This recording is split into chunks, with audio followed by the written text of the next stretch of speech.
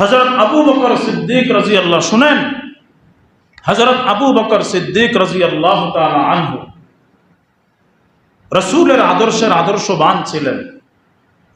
একবার রাসূল আকরাম সাল্লাল্লাহু আলাইহি ওয়াসাল্লামের ইন্তেকালের পরে যখন হযরত আবু বকর খলিফা হন, হযরত আবু বকর রাদিয়াল্লাহু তাআলা আনহু ছোট্ট ব্যবসায়ী ছিলেন। আপনারা জানেন, কাপড়ের ব্যবসা করতেন, গাঠুরি ছিল। যেদিন যেখানে বাজার বসতো এই গাঠুরি নিয়ে বাজারে যাইতেন, বেচা কিনা করতেন, যা ইনকাম হইতো পরিবার চালাইতেন। খলিফাতুল মুসলিমিন হওয়ার পরে হযরত আবু বকর রাদিয়াল্লাহু আনহু রীতিমতো তার সেই কাপড়ের গাঠটি নিয়ে বাজারে রওনা হয়েছে। হযরত ওমর রাদিয়াল্লাহু তাআলা আনহুর সাথে দেখা। হযরত ওমর আশ্চর্য হয়ে গেলেন, খলিফাতুল মুসলিমিন, কোথায় যাইতেছেন আপনি? বাজারে যাইতেছি ব্যবসা করার জন্য, আমার পেট চলবে কিভাবে? তখন হযরত ওমর রাদিয়াল্লাহু তাআলা আনহু বলেন, সারা জাতির দায়িত্বের বোঝা আপনার মাথার উপরে, আর আপনি আপনার পেটের বোঝা নিয়ে বাজারে যাইতেছেন গাঠটি নিয়ে? এটা হয়? এই গাঠটি রাখেন, এই ব্যবসা আপনার করলে আপনি উম্মতকে নিয়ে চিন্তা করেন, আপনার চিন্তা রাষ্ট্রীয় কোষাগার থেকে করা হবে। ভালো কথা। হযরত আবু বকর রাদিয়াল্লাহু তাআলা আনহু গেলেন। একজন সাধারণ মানুষ চলার জন্য যেই পরিমাণ অর্থের প্রয়োজন, একটা সাধারণ মানুষ, রাষ্ট্রের একজন সাধারণ নগণ্য নাগরিক চলতে যে পরিমাণ বাজেট টাকার প্রয়োজন হয়, হযরত আবু বকর রাদিয়াল্লাহু তাআলা আনহুর জন্য রাষ্ট্রীয় কোষাগার থেকে এই পরিমাণ বাজেট বরাদ্দ করা হলো।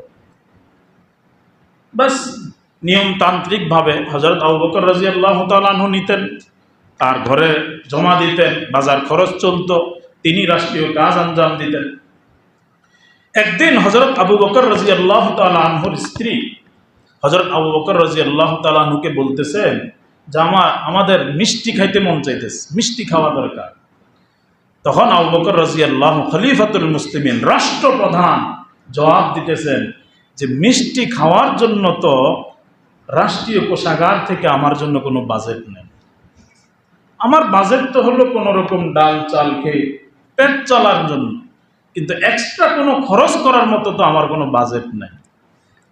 তখন হযরত আবু বকর রাদিয়াল্লাহু তাআলা আনহুর স্ত্রী বলতেছেন, ঠিক আছে, রাষ্ট্রের বাজেটের প্রয়োজন নাই, আমার কাছে কিছু টাকা আছে, আপনি এটা নিয়ে যান, আমাদের জন্য মিষ্টি আনেন।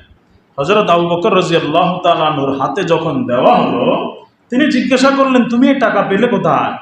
বলল যে আপনি যে আপনার মাসিক ভাতা এনে আমার কাছে দেন, এই খরচ টরচ করে এই কিছু টাকা, 1 টাকা, 8 আনা, 2 টাকা, এভাবে জমা এই টাকাগুলো আমার কাছে জমা হয়েছে, এগুলা দিলাম আপনার কাছে।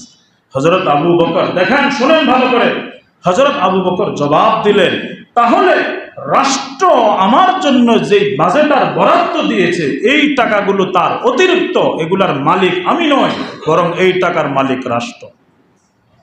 হযরত আবু বকর রাদিয়াল্লাহু তাআলা আনহু তার স্ত্রী থেকে এই টাকা নিয়ে গেলেন, নিয়ে মিষ্টির দোকানে যান নাই, বরং এই টাকাগুলো তিনি রাষ্ট্রীয় কোষাগারে জমা দিয়ে দিয়েছেন। এই হলো রাসূলের আদর্শ।